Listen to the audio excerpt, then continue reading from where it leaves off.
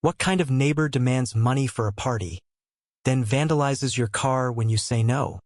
That was the question I asked myself as I stared at the shattered glass covering my driveway, the glass from the rear windshield of my Toyota Sequoia.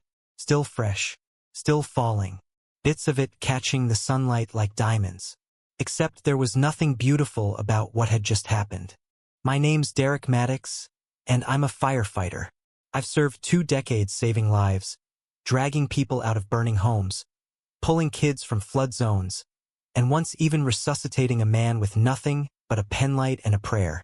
I've seen humanity at its best and worst, but nothing, not even the chaos of a 4-alarm blaze, could have prepared me for HOA Karen. Her real name's Lydia Carpenter, president of the Northbrook Terrace Homeowners Association for 6 years running. And in her mind, every potluck, block party, or community initiative was her personal empire. She'd once fined a veteran for leaving a flag up past dusk. She'd called animal control on a diabetic man's service dog. But this time she came after me, and she made it personal. It all started with a flyer. A glossy, over-designed thing slid under my door 2 weeks before the Northbrook Spring Social. On the front was a pastel balloon graphic. On the back, an itemized donation request. Yes. Request for mandatory party contributions. The number next to my name? $350. I thought it was a joke. I called her. Politely. "Hey Lydia," I said, voice steady. "Thanks for the flyer. Just a heads up, I won't be contributing this time. Things are a bit tight. My daughter's medical bills have been a lot recently." Silence. Then, in the most saccharine voice imaginable, "Well, Derek, if everyone opted out, we wouldn't have a neighborhood worth celebrating, would we?" I let it go. Figured that was the end of it. I was wrong. The next week, she accidentally blocked my driveway with her Lexus for 2 full days. Code enforcement claimed it was a civil matter. A day later, I caught her digging into my trash bins and taking photos of my receipts. She was building a case, I realized. For what? I didn't know. Until today. I had just gotten back from a double shift. The sun was beating down, and I was hauling groceries from the trunk when I heard the first crack. I thought it was a branch. Then came the second crack, louder, closer. I turned, and there she was, rake in hand, rage in her eyes, and my back windshield already halfway gone. "What are you doing?" I yelled, heart pounding. She didn't even flinch. "Maybe now you'll learn to support your community. You think you're special because you fight fires? We all have responsibilities here, Derek." That's when my daughter Zoe stepped onto the porch. Her voice, barely a whisper. "Dad, she slashed your tires too." My hands clenched into fists, not to hit, but to stop myself from shaking. Not out of fear, out of fury. The kind that only comes when you realize someone isn't just cruelty recalculated. I pulled out my phone. "Put that away," she shrieked. Too late. The security cameras I installed last year had already captured everything: high angle, clear audio, perfect lighting. Better than any reality show. And the twist? Just as I was about to call the cops, Zoe's best friend Maya, whose mom is a local judge, walked up. She'd heard the commotion. She took one look at the scene and said, "Mr. Maddox, I think this might count as felony vandalism. Want me to call my mom?" I nodded. Slowly. Karen froze. I'd never seen a person go from victorious to terrified so fast in my life. I didn't say another word. I didn't have to. Karen Lydia was already backing away from my SUV, as if putting 5 feet between herself and the damage would magically make the footage vanish. But even she knew it was too late. The cameras caught her in HD. The rake, the swing, the screaming hell, even the insane little dance she did afterward. Zoe stood beside me, clutching her backpack tight to her chest like a shield. My girl's been through a lot: multiple surgeries, a long recovery, months of physical therapy, and still, she's tougher than most grown men I know. But right then, her lip trembled. Karen saw it too. "Oh, don't be so dramatic," she sneered. "Maybe next time your father will learn to follow the rules like the rest of us." That did it. "You're done talking now," I said, my voice low and steady. The way it gets when I'm in a burning building and everyone else is screaming. Zoe's friend Maya had already pulled out her phone. She was calm, sharp, and fast, definitely her mother's daughter. She has priors, you know, Maya said quietly to me. My mom mentioned something about misappropriation of HOA funds a few years back, but the board swept it under the rug. Want me to dig? I nodded again. Maya stepped away and started making a call. Karen noticed and suddenly spun toward her like a bloodhound catching a scent. Excuse me, young lady, she barked. Are you calling someone? Because this is private property, and you're a minor. I'm calling my mom, Maya interrupted, unbothered. You know, Judge Ramirez. That name hit Karen like a slap. She blinked. Once, twice, and then tried the pivot classic narcissist move.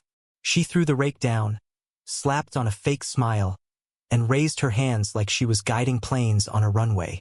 This is all just a misunderstanding, she chirped. We've had such spirited debates before, haven't we, Derek? This was a lapse in judgment.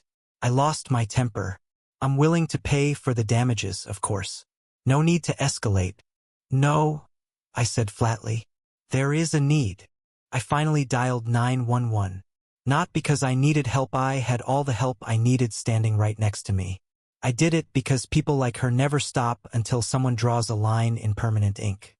Zoe stood behind me, shaking but silent.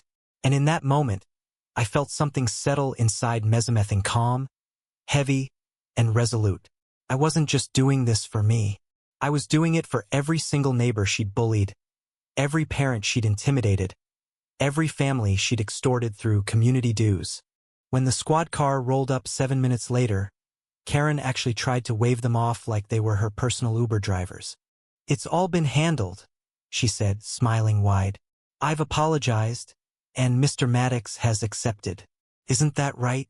No, ma'am, the officer said, glancing from her to me. That's not what we heard on the dispatch. Can you please step aside? She didn't move. Not right away. So they moved her. 2 officers escorted her toward the curb while I handed over my phone, showed them the footage, and then pulled up the feed from the porch camera cleaner angle, crystal clear audio. Jesus, one of the officers muttered under his breath. She really went at it. They didn't even ask for a full statement before cuffing her. That was the first time I saw a panic crack through her mask. She shrieked, swore, claimed I'd provoked her, claimed I owed thousands in unpaid HOA dues, claimed she'd been framed by a veteran with an axe to grind. The cops weren't buying it. Neither was the small crowd forming at the edge of my driveway. Neighbors, people I hadn't seen in weeks, people who once nodded politely, now watching openly. Someone whispered, finally. Someone else said, I heard she slashed Nancy's garden hose last month. Then came the second twist I didn't expect. As they read her rights, a soft voice spoke up from behind the fence. She threatened me last year, said if I didn't pay her double the HOA fee, she'd leak photos of my son's autism therapy dog online and claim we were breaking pet codes. Everyone turned. It was Mr. Dinha, quiet Vietnamese grandfather, who tended the koi pond near the community park. No one ever really heard him speak. But now he was standing tall, holding a folder of receipts and emails. I kept everything, he said, but I was scared. He handed the folder to the second officer. And that's when Karen's voice finally cracked. You don't understand, she sobbed, mascara starting to smear. They were all ungrateful. I built this community from nothing. I protected it. This is my legacy. I watched her get loaded into the back of the cruiser, still babbling about donations, duty, and how none of this would have happened if Derek had just paid like everyone else. As the car pulled away, I felt Zoe's hand slip into mine. She looked up at me, her eyes wide. She'll be back, won't she? I shook my head slowly. Not this time, honey. This time we made sure everyone saw. 2 hours after Karen was driven off in the back of that patrol car, the entire neighborhood felt lighter. People were out on their lawns talking again. Not whispering. Not glancing over their shoulders to make sure Karen's blinds weren't twitching. Just talking. And for the first time in a long time, They were talking about her but not with fear. With relief. The real fallout, though, didn't start until the emails surfaced. That evening, Maya's mom, Judge Ramirez, came over in plain clothes, not robes, and sat at our dining room table like we were old family friends. I offered her tea. She waved it off. "I came because this needs to be handled right," she said. "And because I owe your daughter an apology." I blinked. Apology? For what? She looked at Zoe, then back at me. For every time I let Lydia Carpenter walk out of a hearing with nothing but a warning. For not listening when family said she was harassing them. For assuming it was just HOA politics. It wasn't politics.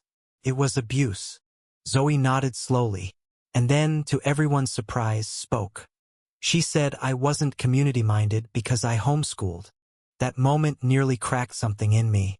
She came to the house when I had my feeding tube, Zoe continued, voice barely above a whisper. Said we were making up illnesses to get out of participation fees. Judge Ramirez's face hardened like stone. Noted, she said.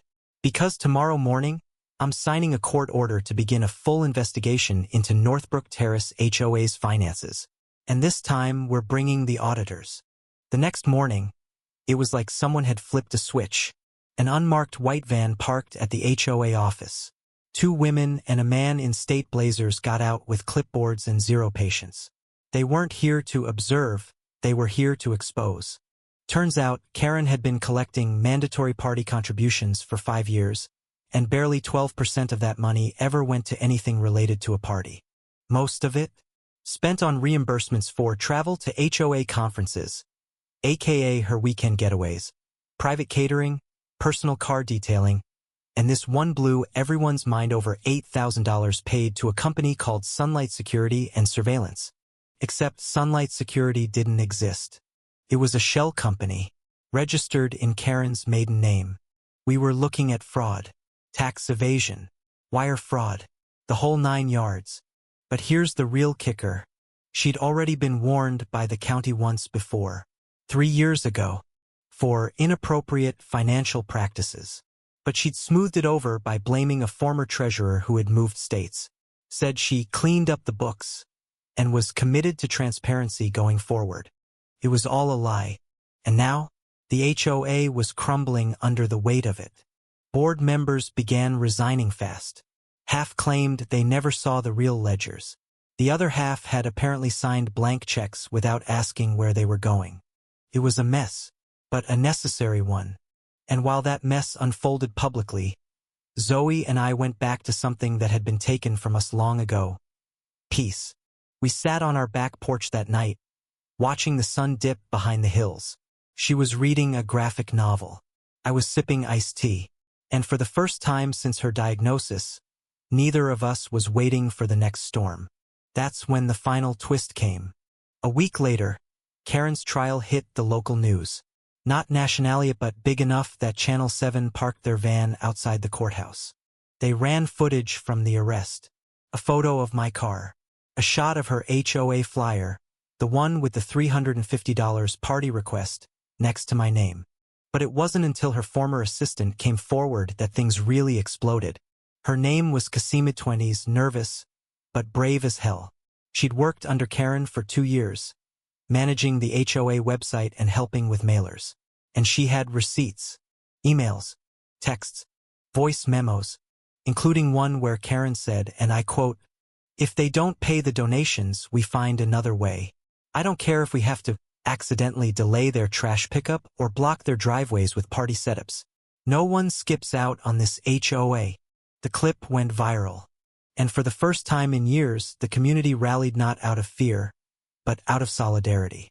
A new board was elected, one that promised transparency, and get this, voted to refund every household that had been coerced into donating. And Karen? She was charged with destruction of property, felony, criminal harassment, fraudulent use of HOA funds, false impersonation of a registered business. Bail was denied due to flight risk. Her house, the one she once bragged about being the crown jewel of Northbrook Terrace, foreclosed. Her Lexus, repossessed. Her name, blacklisted from every registered HOA organization in the state. Poetic justice. And yet as I watched that final segment on the news, with Zoe curled up beside me on the couch, I didn't cheer. I didn't smile. Because at the end of the day, all this chaos, this pain, this fear, it could have been avoided if one person hadn't let power go to her head. If just one person had chosen community over control. So I turned off the TV, looked at my daughter and said, "Let's go plant that tree we talked about." "Now?" she asked, eyes bright. "Yeah," I said. "Now's good. Let's give this neighborhood something beautiful to grow." The maple tree Zoe and I planted that evening wasn't big, barely 5 feet tall. Barely a shadow yet, but something about putting it in the ground felt permanent. Like we were rebuilding something that had been quietly chipped away for years. Neighbors started passing by as we worked. Not just to watch, but to join. One offered a watering can. Another brought mulch. A retired teacher from 2 streets over handed Zoe a wooden plaque with the words burned into the grain. Planted by the people, not the power. It was the first time in years that I felt like Northbrook Terrace was more than just a set of houses behind matching fences. It was a neighborhood. And ironically, it took tearing down its most powerful figure to build that sense of unity. But the storm hadn't fully passed. The next Monday, I was served papers. Not from Karen. From her lawyer, or rather, a court-appointed legal aid acting on her behalf. She had filed a civil countersuit, claiming emotional distress and reputational harm, naming me as the catalyst for her public downfall. I'll be honest, me hands shook reading it. Even with her in jail, she was still reaching for control. Zoe came into the kitchen and saw me at the table, frozen. "What's wrong?" she asked. I showed her the envelope. She didn't cry, didn't panic. She just said, "We're not scared of her anymore." And you know what? She was right. We forwarded the documents to Judge Ramirez. Her legal team laughed when they saw the claims. "She's trying to weaponize a PR disaster of her own making," the attorney said. "She's about to learn that accountability doesn't equal victimhood." Still, the hearing was set. And just like before, the community showed up. I walked into the courtroom wearing my formal uniform, not to intimidate, but to remind everyone who I was. A public servant, a father, and someone who never wanted any of this. Karen was led in wearing county beige. She looked thinner, tired. But the moment her eyes locked with mine, the old defiance returned.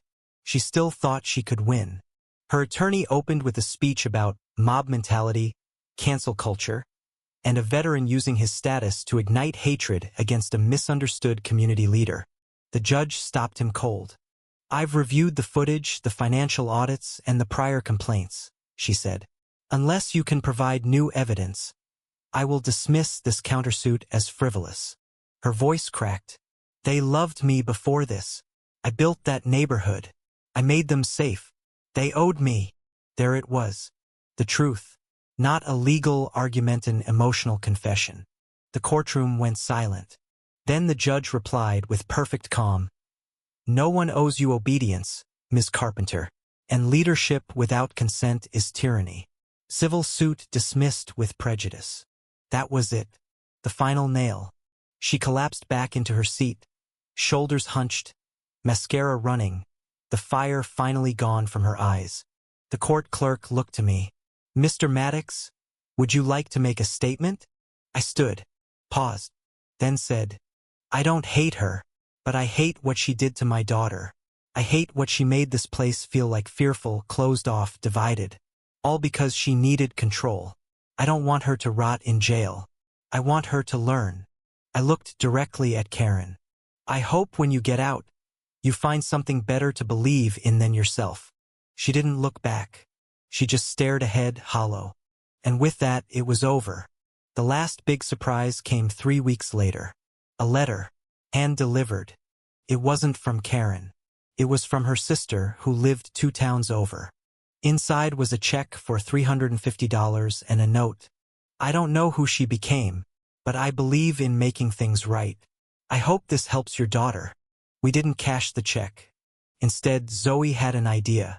She used it to start a community pantry set up right in front of our home under the maple tree.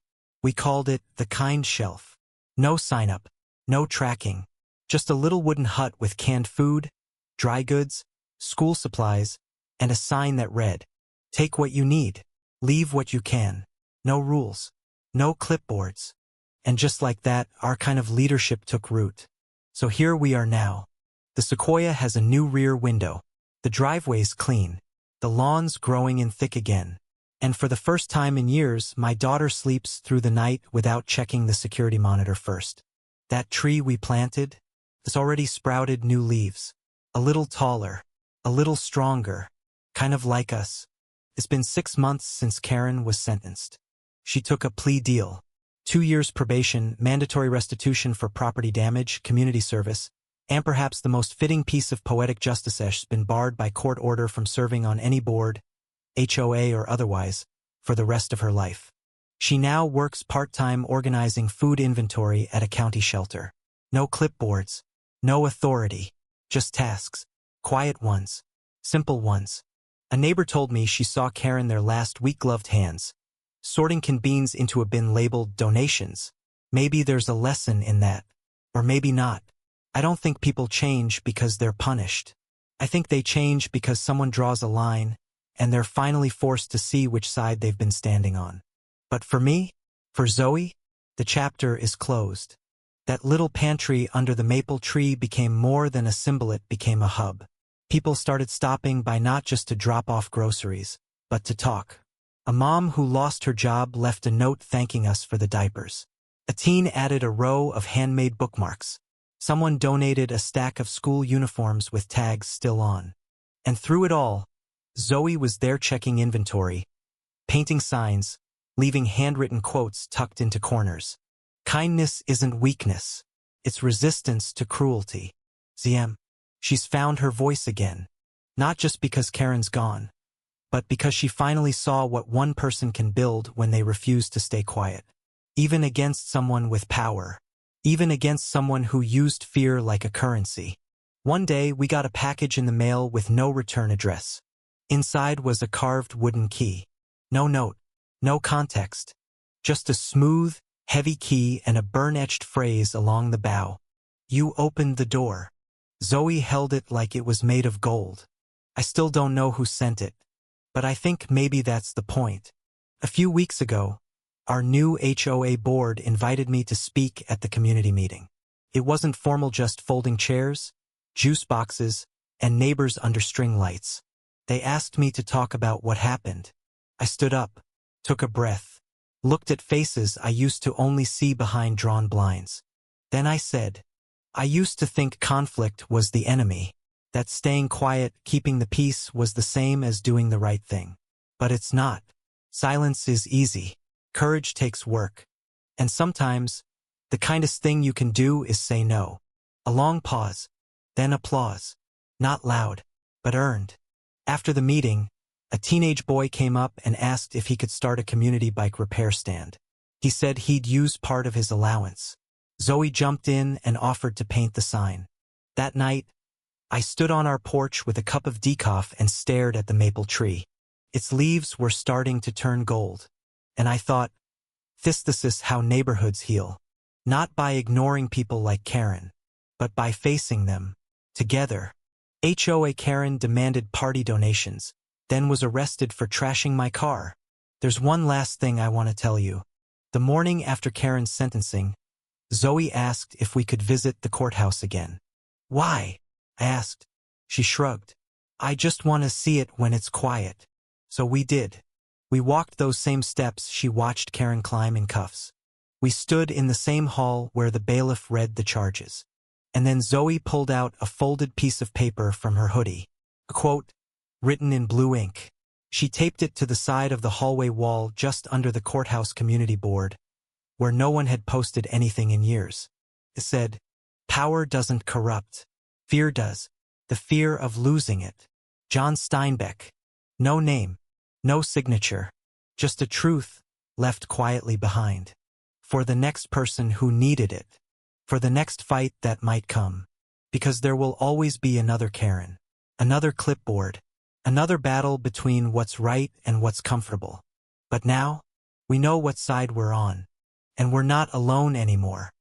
Now it's your turn. What would you have done if someone like Karen ruled your neighborhood with fear?